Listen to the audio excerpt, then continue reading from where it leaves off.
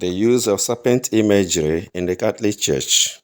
There are biblical bases for the use of serpent imagery in the church, as in several biblical passages such as Genesis chapter 3 from verses 1 to 7.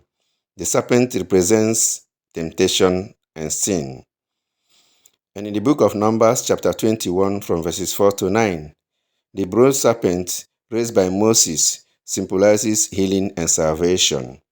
And in John chapter 3, verses 14 to 15, Jesus compares himself to the bronze serpent, saying that as Moses lifted up his serpent in the desert, those who look upon it were healed.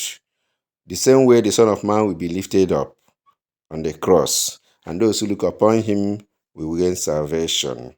In the Catholic tradition, the serpent represents Satan or the devil, as in Genesis chapter 3 and Revelation chapter 12 verse 9. The serpent represents temptation and sin, reminding believers to be vigilant and to resist evil and sinfulness. It also represents healing and salvation when we remember the episode of the bronze serpent and Jesus comparing his being lifted up just as the serpent was lifted up in the Old Testament. So, the use of serpent imagery in the Catholic Church is not idolatry, because they are mere symbols, they are not objects of worship. In the Catholic Church, we distinguish between veneration and worship. Veneration is honoring symbols of saints, and worship is reserved for God alone. In Christian theology, we have the Greek term latria, which it refers to the honor that is due to God alone. We also have the term dulia, which is the honor due to human beings, especially those who lived and died in God's friendship.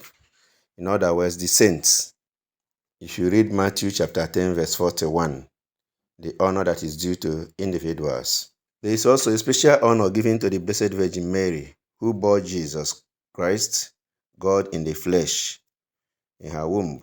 And that honor is called hyperdulia.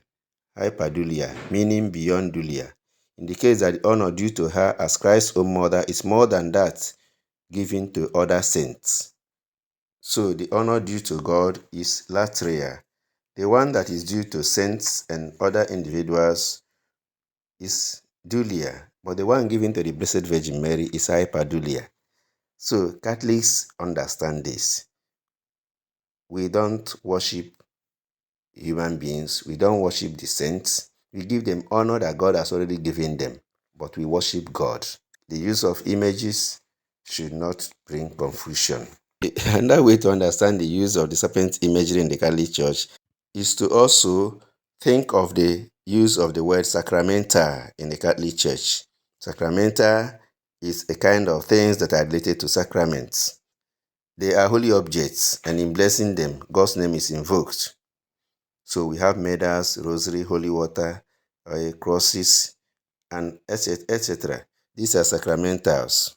Where do we find them? In the Old Testament of the Bible, Naaman was told by the prophet Elisha to go and bath 7 times in River Jordan. The river was the sacramental used for his healing. In 2 Kings chapter 5 from verses 10 to 14. Also, the salt and water blessed by Elijah to make the foul water wholesome were all sacramentals. In 2 Kings chapter 2 from verse 19 to 22. Again, the bronze serpent looked upon by the Israelites was the sacramental used for curing those already bitten by the snake. In the book of Numbers chapter 21 verse 9. In Exodus chapter 25 verses 10 to 16, we learn about the Ark of Covenant. And in 1 Samuel chapter 4 verses 1 to 5, the ark being carried by the Israelites served as a sacramental for gaining victory. If you come to the New Testament, the cloak of Jesus Christ touched by a woman suffering from the flow of blood was a sacramental in Matthew chapter 9 verses 19 to 21. In the Acts of the Apostles, the handkerchiefs or aprons of St. Paul served as sacramental for healing in Acts of the Apostles chapter 19 verses 11 to 12. Also, the spittle of Jesus Christ used for curing the sick was a sort of sacramental. Read Mark chapter 7 verses 31 to 37. So you can now understand the use of serpent imagery in the church. It's not idolatry. It's not something that is strange. It's there, both in the Old and the New Testament. God bless you. Let us also bear in mind the Catholic Church does not forbid any other religion from using the imagery of the serpent, from making use of the imagery of the serpent, whatever it stands for them, whatever it symbolizes, whatever it means in their own religious worship. It's not the headache of the church, but this is the church's own use of serpent imagery.